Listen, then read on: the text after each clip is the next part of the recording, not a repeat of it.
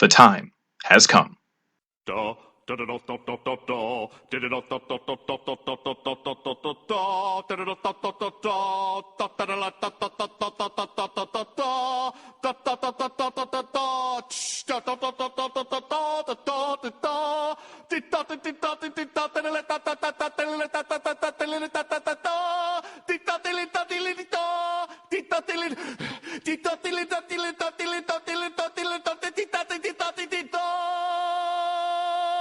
The tier list.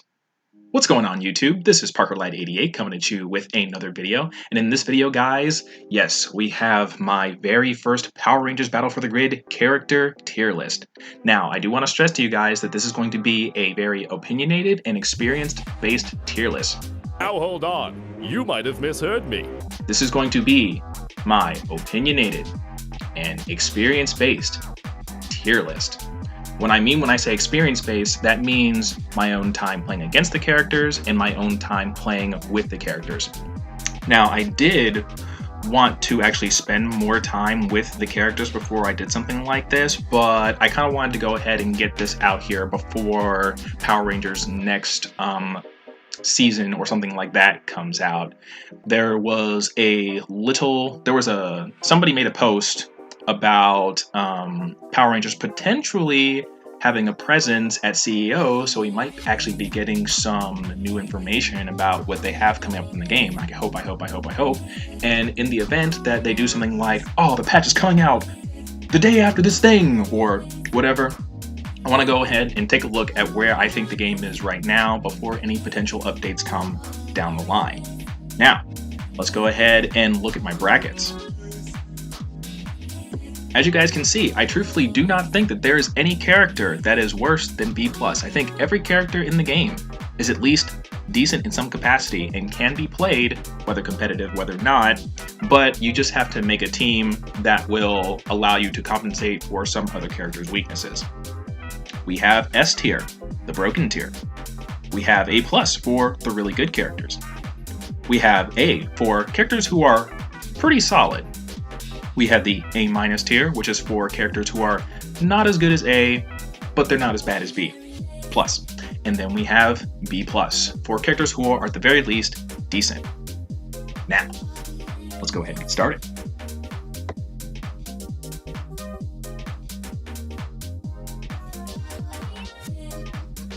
First up, we have the OG, the original.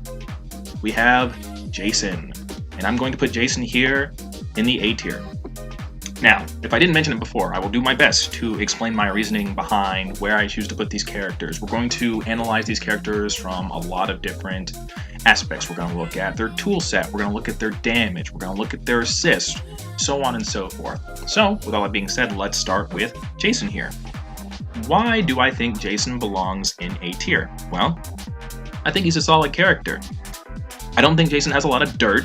He's pretty much he is the Ryu of this game. He's not as fast as some of the other characters. He has a lot of honest tools at his disposal, but what is one of Ryu's defining traits? He hits really, really hard for a character who is like him. Average speed, average tool set, things like that. Let's talk about damage for a quick second. The way I've come to think about damage in Power Rangers, obviously characters have either 1,000 health, a little bit more, a little bit less, and the closer you can get to that 1,000 mark, the better your character's damage is.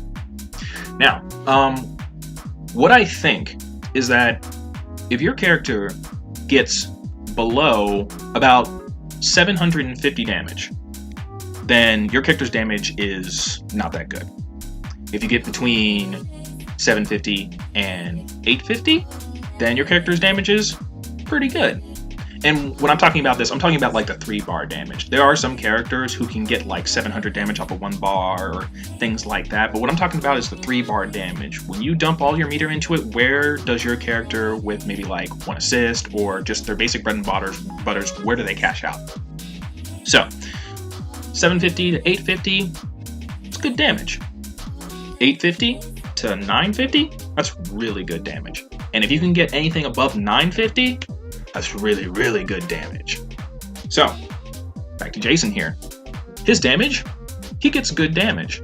when he dumps about 3 meters into his bread and butter combos, he gets anywhere from probably about the 800 to 900 range. For a character his size and his toolset, that's pretty good. He's got a basic projectile, he's got decent air normals and grounded normals, like he doesn't have overheads or anything like that. And Jason has a really good assist as well. It leads to some dirty cross-up opportunities where, because Jason, when he comes in with the assist, crosses over to the other side, after you're doing something with a character, you can tag in Jason, and that kind of gives him like a left-right mix-up. It's not inherently his, but it is a little something that he can do. And his assist also hits off the ground, so if you have a character who doesn't have like the best OTGs, or you don't really know what his OTGs are, Jason's assist is really good for that. It comes in quick, covers a good amount of screen space, good for pressure. So Jason, very, very solid character. Let's talk about another poster character. That is Tommy. Now, I believe that Tommy is an A+ character. Why? Because I basically believe that Tommy is basically Jason with dirt.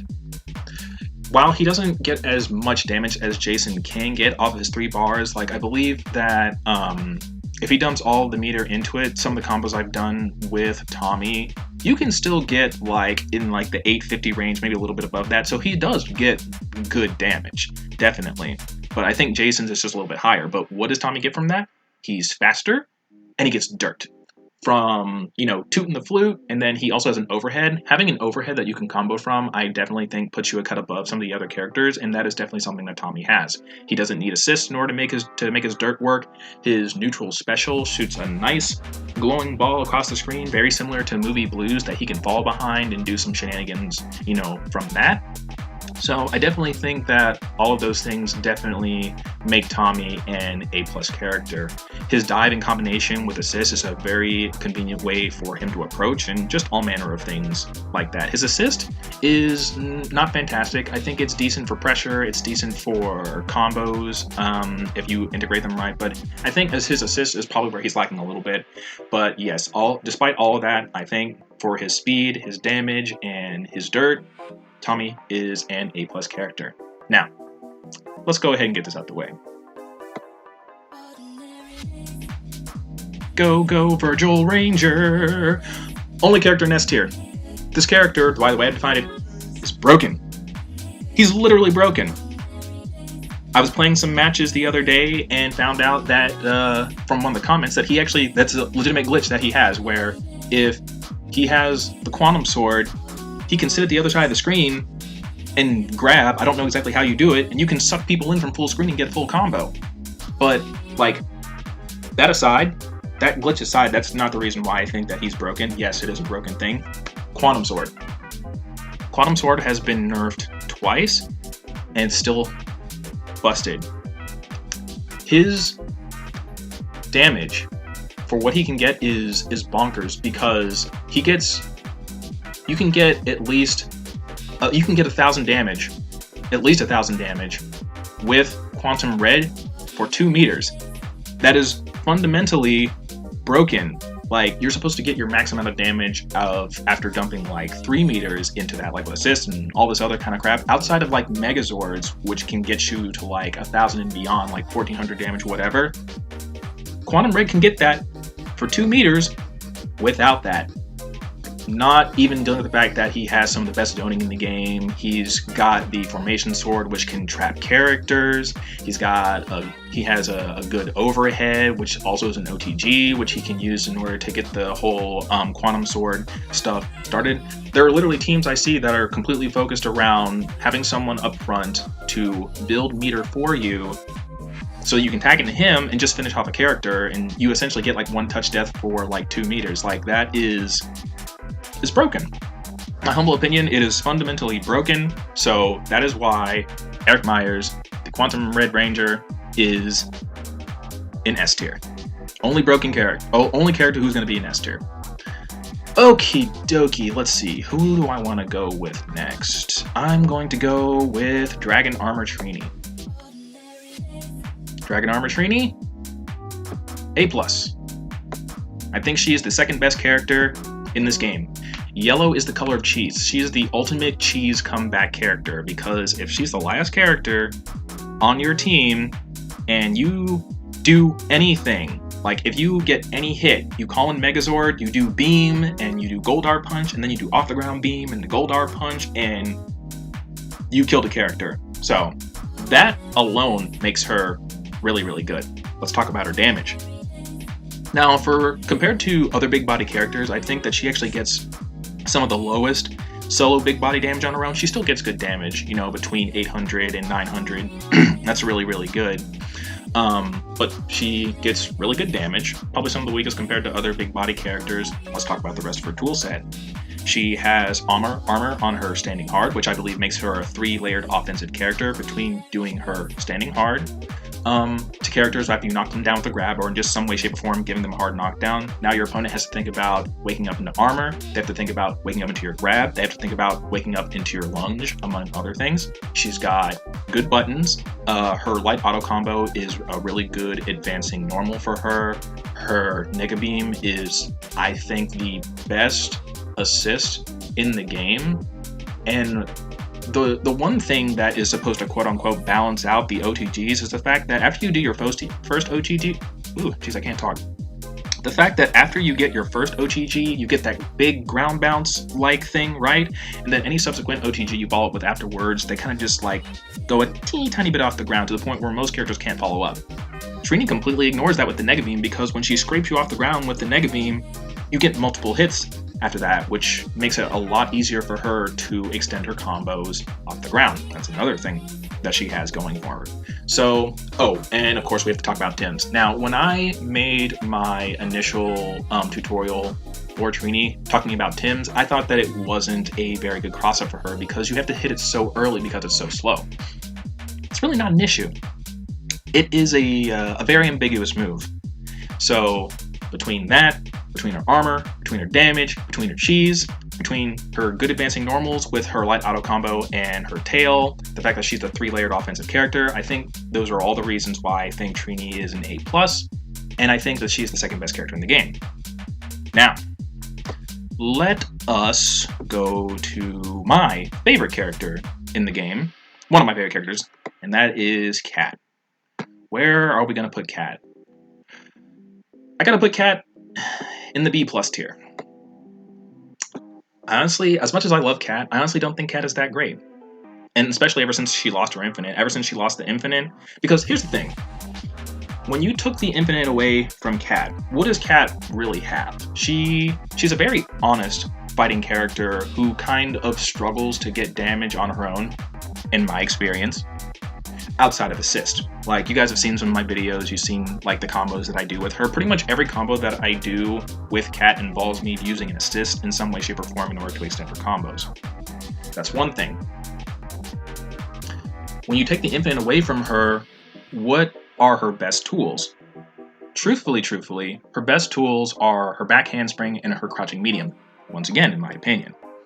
Now, her crouching medium is a fantastic button. Like, it has fantastic range, and it's a great thing to poke with, and it's a great hit confirm into your standing hard and so on and so forth, so you can visualize whether you got a hit on your opponent or whether they're still in block stun, and then you can go for mix, right? That's probably about the best fishing tool that she has. Her backflip has invincibility frames, which leads into a safe follow-up, which once again is really good. But outside of those things, Cat really doesn't really have a whole lot going for her. Her damage is okay. It's okay. She gets about 700, 800 if she dumps all the meter into it, which is, once again, it's okay. She has a dive kick that she can't do, that she, can't follow up a combo from, but you still are at advantage, so you can still put pressure on your opponent. Her left-right mix-ups with her cartwheel, you need an assist to make real, otherwise you can just poke her out of it if she tries to, flip over to the other side and go for a cross-up.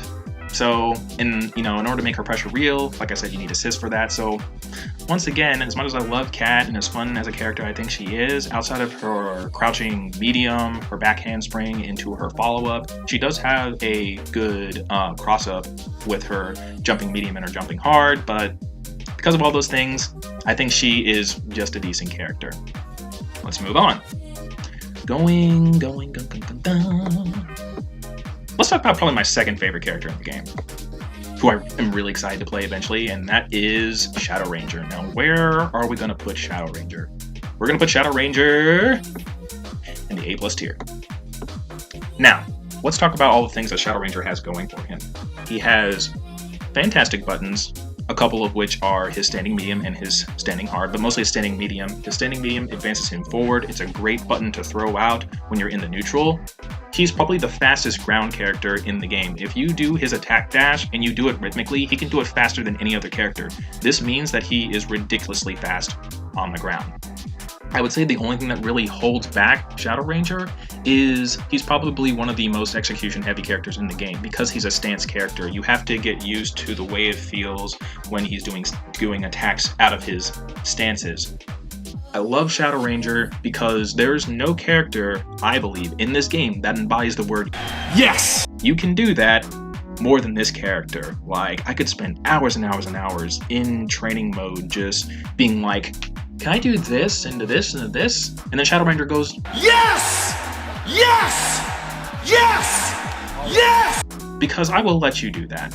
I played against Shadow Rangers online who have these crazy extensions off the ground, you know, and his damage is really good as well. He gets about 800, 900 damage off of all of his meter, which is fantastic. He has a restanding grab, which you can use to exert more pressure on your opponent and also prevents them from jumping from a set period of time. His combo conversions are crazy. And similar to Jason, he actually has a number of tools for various situations. Like, he doesn't have the most fantastic zoning, but his shadow slashes and his captain sword definitely cover a lot of range on the screen and can let you play more of a zony style. This character has an overhead, which once again he can convert combos from. This character just has everything, and just the more time you put into this character, the more this character will reward you with the things he can do. And he gets some of the best pressure in this game once you get good with him. It's really hard for him to get him off of you, because when I've been fighting against Shadow Rangers online, they'll do a simple string, like they'll do the first 2 hits of standing medium auto combo into standing hard, cancel the stance. You push block them, right? You think it's your time to go in? You gotta deal with shadow. You have to deal with shadow slashes. If he gets a conversion off of that, you go into full combo.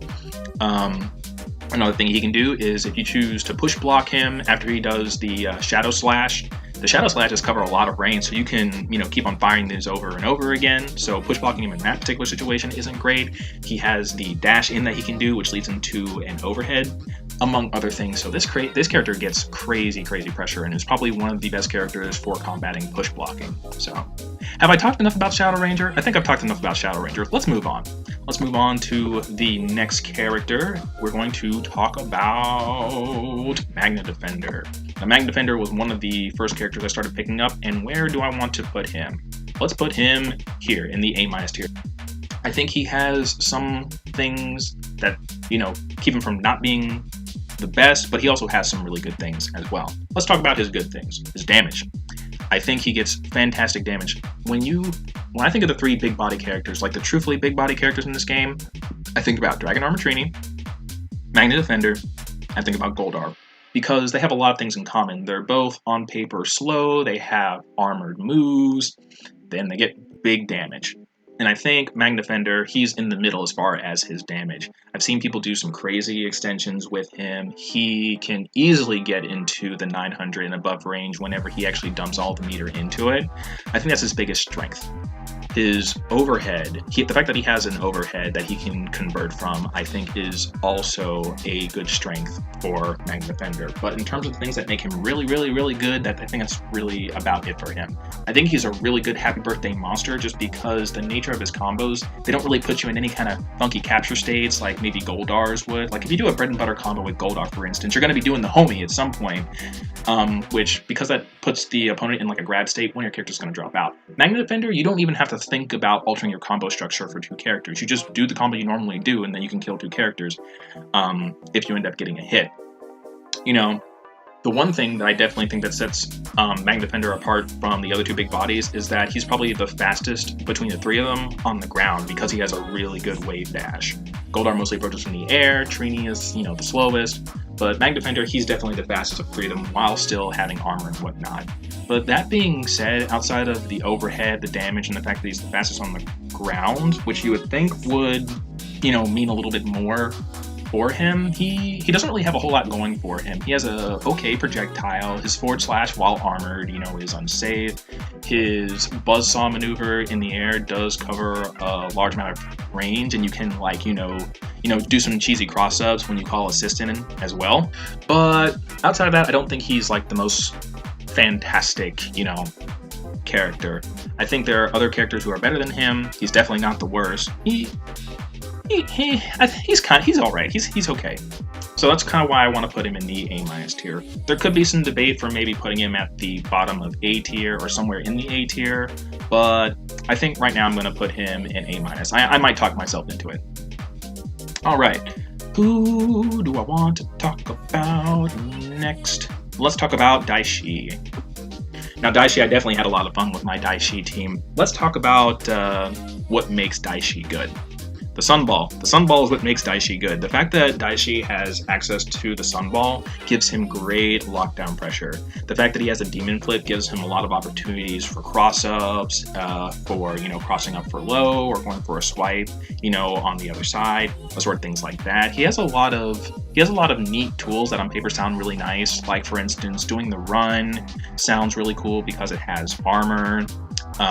He's got decent normals. He definitely has decent normals. He has lots of advancing normals between like his standing hard and his standing medium, which are really good. He's got a decent cross up.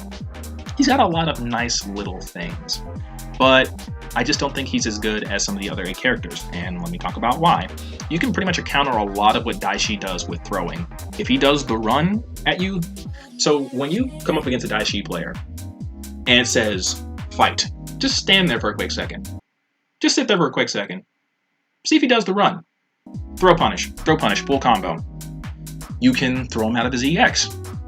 I think someone did that to me once. I actually haven't had a chance to test it since then, but yeah, you can actually throw Dai Shi out of his EX. You can throw Dai Shi out of his run. So those are kind of some things that kind of make Dai Shi not as great, even though he has some things. Let's talk about his damage.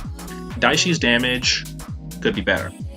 If they buffed his super by a couple of points, 25 points, 50 points, Dai Shi I would put him up in A tier. Even though you can counter some of the stuff he does with, just simply throwing him, I'd put him in the A tier because the biggest thing that kind of holds Dai Shi back amidst the rest of his toolkit is his damage. Because once you do a full combo with Dai Shi and you do EX and then you go into super, you'll be lucky if you break 800.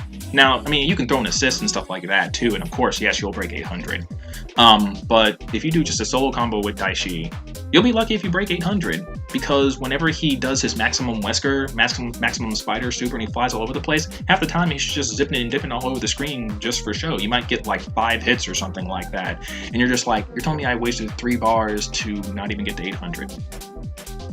So, amidst as much fun as Dai Shi is, as much as he has some good tools about him, he does really well with assist behind him. It's just, yeah, man, that damage kind of hurts him. I think he also has one of the weakest assists in the game. It does come out quick, yes. It doesn't cover a whole lot of range. When you're close up, it can hit from the other side, and you can tag into him, and you can do something like that for like a cheeky little left-right mix-up. But I think Dai Shi actually has one of the worst assists in the game. Actually, for a second, let me go back to Cat. That actually reminds me of something about Cat. Cat, I also think, has one of the worst assists in the game, because on paper, her Cat Scratch Claws, it looks like it should give you some nice lockdown pressure, right? You can jab her out of it. Like, you can jab her out of it because, just like her regular Cat Scratch Claws on block, you go for the one and you want to do another to like get some pressure started, but if you do the one, you can actually jab her out of that, and at its worst you'll trade with her, and it's the same thing for her assist. So that's another point against Cat, unfortunately. But yeah, it's the same for Dai Shi. Well, not the same for Dai Shi, but I think Dai Shi also has a weaker assist. So that's another reason why I put him in the A- tier. But I think he has a lot of tools to kind of take him above B+. Next, let's talk about Zeo Gold. He's actually going to be a fun character who I have coming up. Now, this is pretty much how I feel about Zeo Gold. Zeo Gold is probably, in this game, the epitome of trying really, really, really hard to do a whole lot of nothing. Why do I say that? Look at his damage.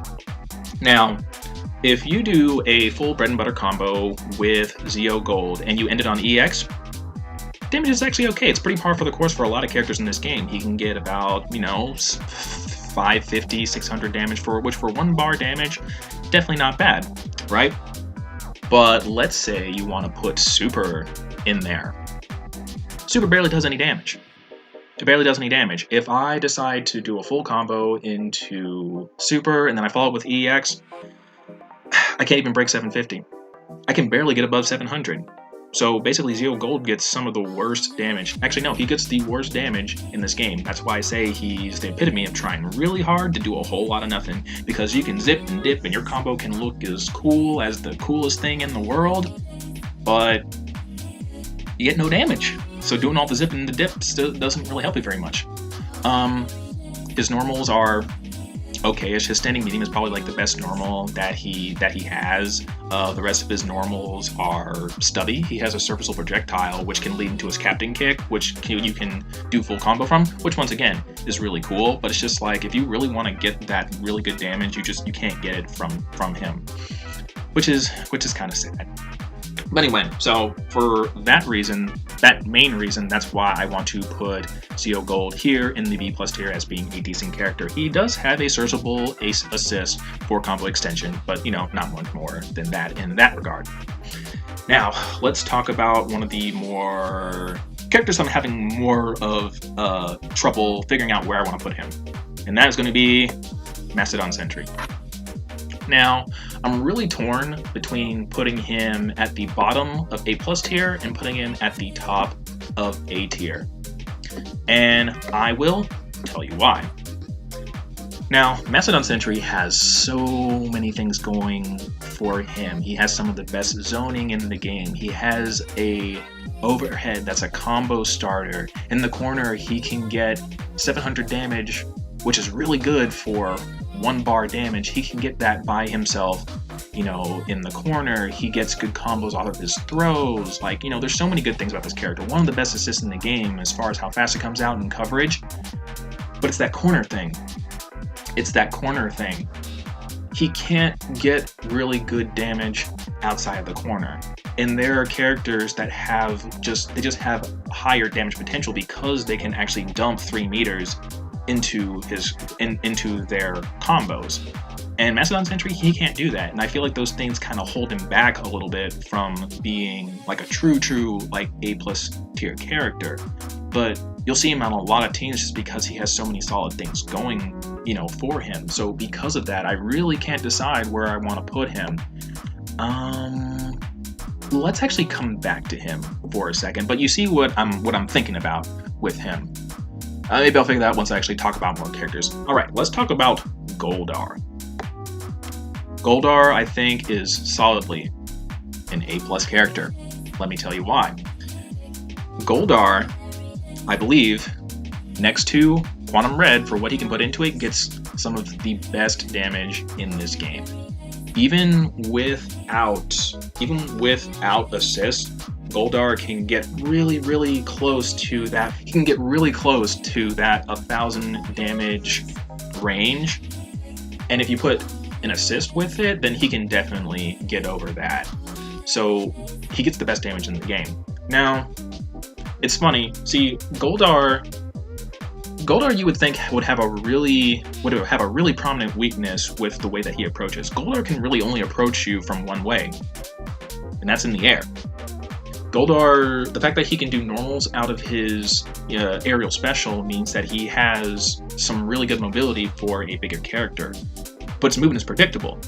You would think that doing a simple anti-air would be, enough, and Goldar really wouldn't be that much of a problem, so you put him in maybe like at the bottom of A+, or you put him at the top of, being an A character, but until you actually deal with Goldar doing jump, aerial special, body splash with medium, you have no idea how difficult it actually is to do. I mean, yes, it's the only way you can really deal with Goldar. You either have to anti-air him or you have to meet him in the air, because that's the only way he can approach. But it is an approach. That's the main reason. Outside of that, Goldar actually has a lot of good things going for him. He has a really good assist because his assist maintains its armor and leads to a stagger state. He has an overhead that he can combo from, and characters that do have those things, you know, they do put him a cut above, which is another thing, which is kind of making me wonder whether I want to put Mastodon Sentry in the A+ tier. Not that that's the only thing that would put you there, but it's just another tool that you have that other characters don't. So he has the overhead. He has the wing beat, which can, you know, shoot projectiles back at your opponent, and you can actually kind of use it as like a footsie tool, because while it doesn't put your opponent in hit stun for very long, it still does put them in hit stun. It doesn't do any damage, but you can fish with it a teeny tiny bit, you know, just to kind of throw your opponent off. So the fact that he can reflect projectiles, he gets good damage off his throws, he gets some of the best damage in this game, if not the best damage in this game. He's got the overhead going for him, his aerial mobility is a lot harder to deal with than you think, and he has probably the best normals hands down aerial normals, sorry. He has some of the best aerial normals in this game, hands down. There are some cross-ups, even off of his jumping hard, that I feel like I really didn't deserve, but the game's just like, hey, you playing Goldar? Here you go, you just get him. So, Goldar. I think Goldar belongs in the A+ tier, and I also think he is the third best character in this game. Alright, let's move on to the Scrubs champ. That's Udonna. Now, Udonna is another character that I'm kind of having some trouble figuring out where I really want to put her. But I think I settled on putting her in A+ tier, partially due to personal bias, but let me explain. Outside of the fact that I generally don't like Udonna that much just because of how abusable her skills are, Hail literally wins or loses game, or can literally win games on its own, not lose. Hail can literally win games on its own. Aerial special, it's funny, when I was thinking about where I want to put Udonna, I thought to myself, she reminds me a lot of like Chun-Li in Season 1 of Street Fighter V. The thing that made Chun-Li so good was how safe she was on everything. She got pretty good damage, but it was really how safe she was on everything and how good her buttons were. Now, Udonna on the ground doesn't have like the most fantastical buttons. She has good buttons, definitely, but she doesn't have like the best buttons in this game. She doesn't even have, you know, probably of the top normals in this game, like, period. Cat has one of them, Ranger Slayer has one of them, she does not, as far as like on the ground. But everything she does, mostly her hail, is safe. Like, unless you can actually get under her, it's really hard to punish her for doing hail because she has no landing lag. And the coverage of her hail makes it really hard to approach her. One of the things I've stressed in Power Rangers is how risky jumping in can be because you can't block launchers in this game. Udonna is one of the few characters who can actually not commit / cover herself whenever she approaches, you know, whoever she is trying to go in on if she chooses to do that. Now, she doesn't have to do that because of her coverage. She can just stay in the back of the screen, hail, hail, hail, hail, and then she also has Ice Ball. She also has the Ice Ball, which is also safe, has very little recovery on it, and goes in an arc, and it bounces, so it makes it a very good projectile in combination with her hail. Because of those things, you don't have to do anything else with Udonna. You just need to know like a basic combo with her, which her combos are not very difficult to do. All you need to know is a basic combo with Udonna, and you're off to the races. Now, I'm not saying that if you play Udonna, you are a scrub. I'm not saying that. I'm just saying that she has very abusable techniques that if you chose not to do anything else with Udonna, you could literally do those techniques and you could win. That being said, like those things, on top of the fact that Udonna actually does have these normals, she has, in my opinion, the best cross-up in the air in this game. Period. You literally do not have to think about it. You can literally just jump hard, jump hard. Oh, did I hit something? Crud. Well, I guess I'm going in the full combo now. That's Udonna. And on top of that, she gets good damage. Her damage off of full combo, she can get into that 850 range. She can get above 850. Whether she has an assist, whether she doesn't, she can get into 850. And with a character that has her skill set, that's pretty good. So because of all of those things, because of her ease of use, her damage, the best cross-up in the game, like overhead air cross-up, best cross-up in the game with really, really abusable, safe techniques, I definitely think Udonna belongs in the A+ tier. Let's talk about Zedd now. Zedd is a really, really fun character. He is the embodiment of being unique in this game. Compared to every other character in this game, he is probably the most unique character with his mobility, with his long-range normals, the way his projectiles work. Nothing about Zedd on paper is, you know, as good or as bad as you think. You kind of just have to put it like all together. But let's talk about the things that make Zedd good. Long-range normals, obviously, right? You know, crouching medium, I think is a fantastic button. Standing hard, that is literally Zedd the neutral all day. His homing blasts allow him to do like setups when your opponent is knocked down or full screen, just littering the screen with that and like the putties and like assists like that definitely make Zedd's neutral game pretty strong. At the right time, you can use his teleport dash because it actually has invincibility whenever he's gone to like avoid things, which makes it really great. He has a command grab super that he can combo into. He gets really good damage, anywhere from like 1 bar 700 damage to 3 bar maximum 900 damage. That's good when you consider everything else that Zedd has. He has an overhead that he can combo from. What else does Zedd have? He's got standing medium. Standing medium auto combo allows Zedd to convert pretty much everything that he does into a nice chunk of damage. But that being said, Zedd having all of these tools and being so unique means that he's a little bit more difficult to play than some of the other characters are. I still myself am finding I'm having a little bit of trouble, like, you know, kind of coordinating all of Zedd's stuff together to do like consistent pressure and mix-ups and stuff like that. But just the fact that Zedd has those things, it makes him really good. It makes him a lot of fun, and it also does make him good. But, you know, they're just characters who are easier to play than him that I think keep Zedd from being like an A+ character. So for that, I would probably put Zedd in the A tier. I don't know if I want to put him above Jason or not, but we'll get there. Next up, let's talk about Time Force Pink. Time Force Pink, I think, goes right here. Now you might be asking yourself, amidst all the tools that Time Force Pink has, why would I put her in an A- tier? I basically put her in the A- tier because of the same reason that I put Zeo Gold in the B+ tier. You just, amidst all the things that she does, when you actually get that hit on your opponent and you're going for damage, she really doesn't get that much. She gets pretty close to 800, so she basically gets okay damage. So she definitely can do more than Zeo Gold can. She doesn't like just do all the flips and zips and it just amounts to nothing, but you know, she just doesn't get as much damage for like, you know, the things that she does as some other characters. Let's talk about what makes her good. Standing medium, crouching medium, fantastic buttons. And the fact that go into her standing hard, all 3 of those moves are multi-hitting moves. What does that mean? It means they're good for hit confirms and recognizing if your opponent is blocking or being hit, so you can figure out what you need to do in order to keep the mix going on your opponent and whatnot. She has one of the better assists in the game. I think she's definitely like, I think it's a top 3 assist. I think, yeah, the top 3-4 assist. The only thing that keeps that move from being busted is the fact that she stays on the screen for a long time, making herself vulnerable. But that does not mitigate the usefulness of it for, you know, changing the tide of a game so you can actually get pressure started on your opponent with mix or combo extension. It's one of the best assists in the game. So she's got great normals. She has one of the best assists in the game. Her aerial mobility. She's the only character in the game that has aerial mobility the way that she does, like, you know, like a true air dash, not like Zedd's where kind of like, or not Zedd's, Goldar's where kind of like arcs and all this kind of stuff. No, she has a traditional air dash, and those instant air overheads, they are a pain to deal with. They are a pain to deal with.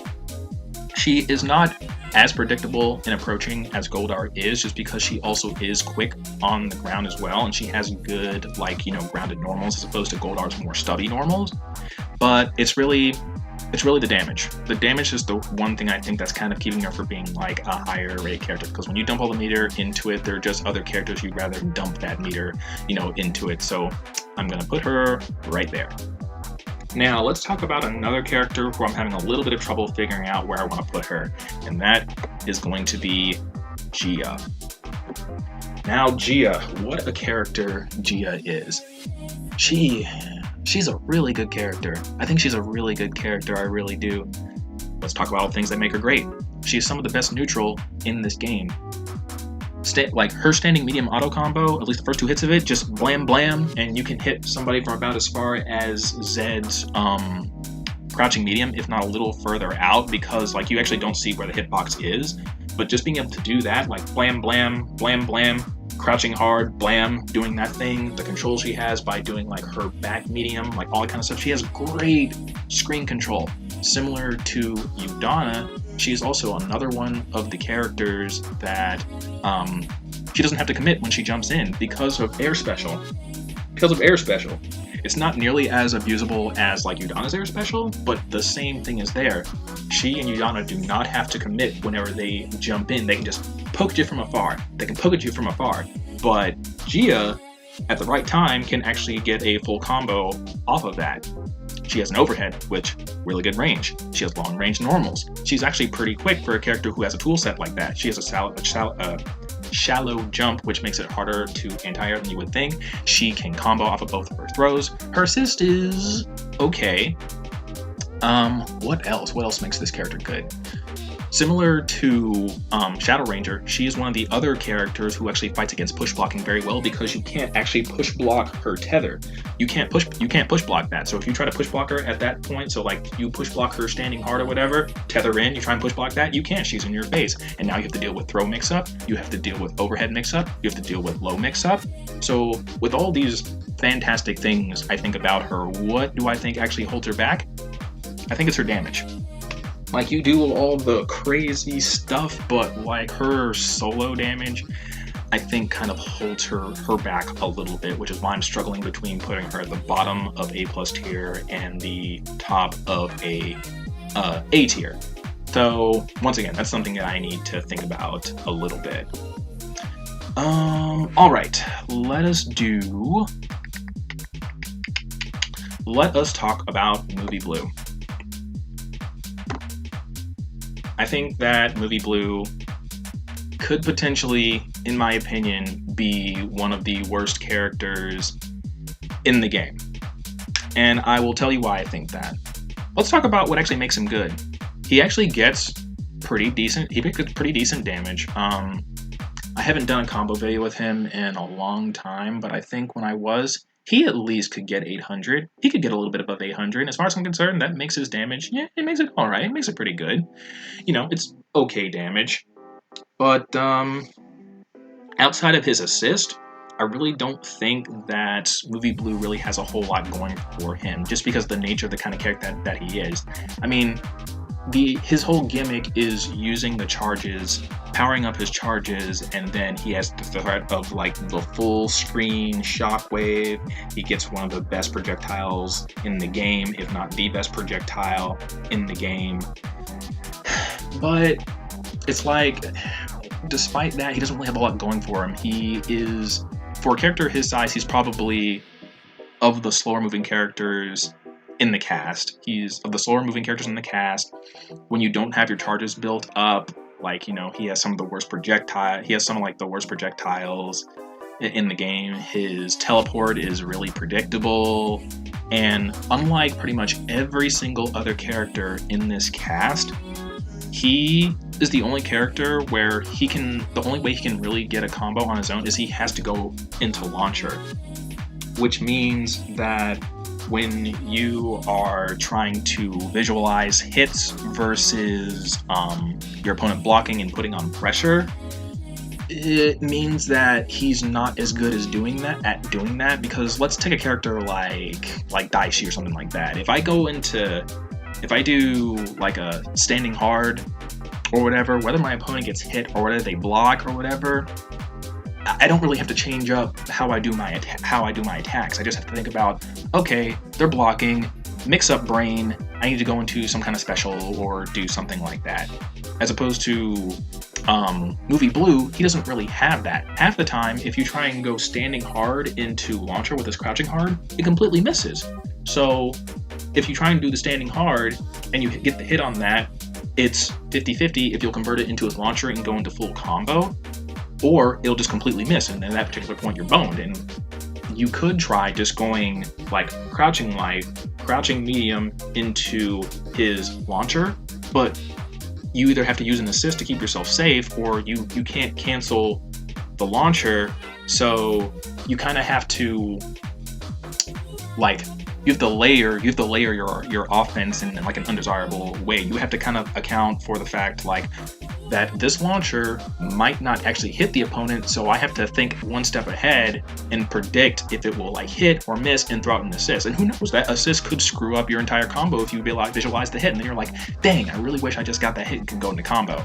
So because of those things, despite the fact that I think that he is probably one of the best support characters in the game and he can get some pretty good damage, I just think that in terms of like how he conducts himself in the neutral when you're fishing for hits, I feel like he just really struggles with that. So that's why I think that he is, you know, a decent character, because, you know, you're not really working with a whole lot of screen and Power Rangers, so you could debate like how much that really matters as far as that, but I still feel like it's kind of like a knock against him.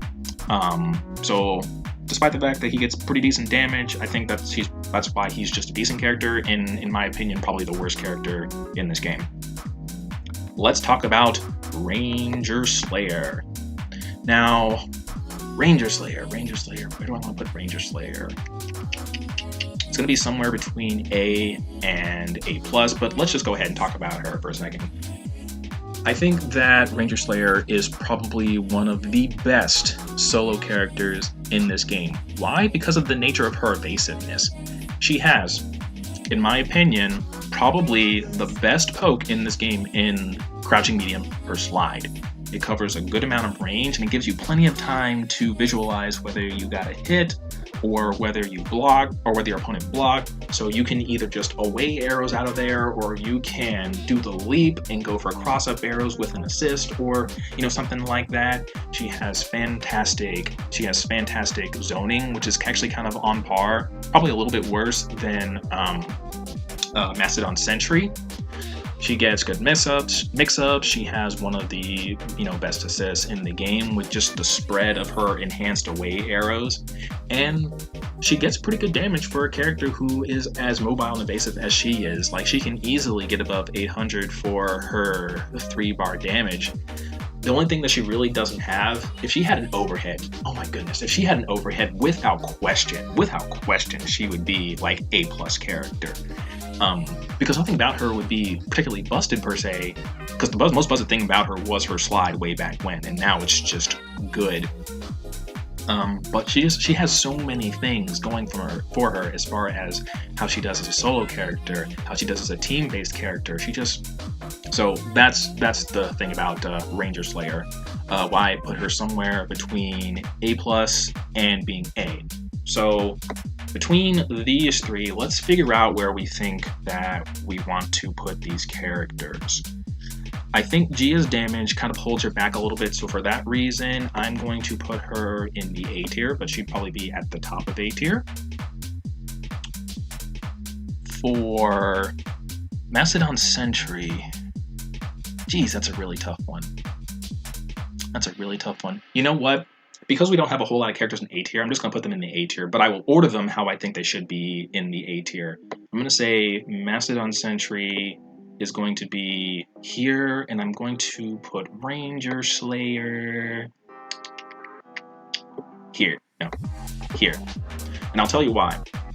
So the thing about Mastodon Sentry, like I mentioned, he has fantastic tools, but he only gets his damage in the corner, and I think his biggest weakness is the fact that there are just other characters. Like, he gets 700 damage for 1 bar. That's fantastic. Like, I can't knock that.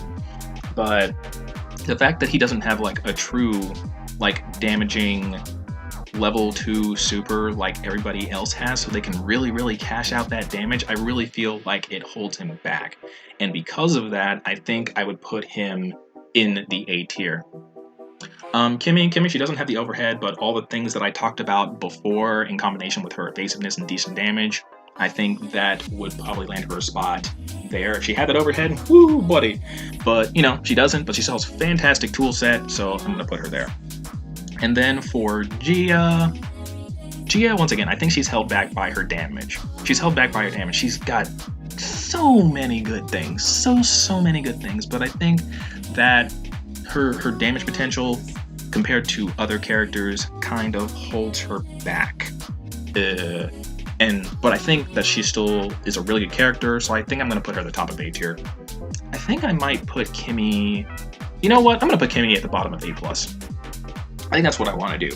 Alright, so I have everything here. There's only one more character we have to talk about, and that is Lord Drakkon. Lord Drakkon is truthfully the only character where I have no idea what to do with him. I played him, but because I don't see a lot of people playing him, I really don't know a whole lot about how truthfully good of a character Lord Drakkon is. I know he's got the teleport. There's one thing that I do know about Lord Drakkon. Don't jump in on him. If you jump in on him and he hits you with a Genocide Cutter back special, that's your life. I do know that about Lord Drakkon, but that's probably the only thing I do know. I haven't seen a lot of Lord Drakkons, and I haven't seen like a whole lot of high-level Lord Drakkons, so I really don't know how good his toolset is. I know he gets good damage, somewhere between 800 900.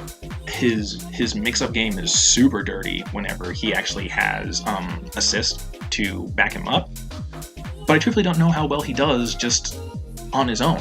I really don't. I don't know how real his teleport pressure is. So because of that, he's truthfully the only untiered character that I have. Not that he's so bad that he's untiered, I just don't know what to do with him. I'm just gonna put him here. But I would love to hear what you guys have to say about Lord Drakkon, and maybe from that I can figure out where I really want to put him. But that's it. I've officially finished my first highly opinionated and experience-based tier list for Power Rangers Battle from the Grid. Let me know what you guys think. I would love to hear your thoughts about my tier list. I'd love to hear how you would rate these characters, and I would encourage you that if you disagree with mine, to go to tierlistmaker.com and make your own Power Rangers tier list. And I guess that'll do it for this video, guys. I'll have timestamps for every character when I talked about them. And yeah, that'll do it for this video. I hope you guys enjoyed it. Let me know what you think, and I'll be back to you later with future videos. This is ParkerLad, and I really can't wait for this Sunday where they unveil whatever information they have for Power Rangers. All right, guys. See you next time.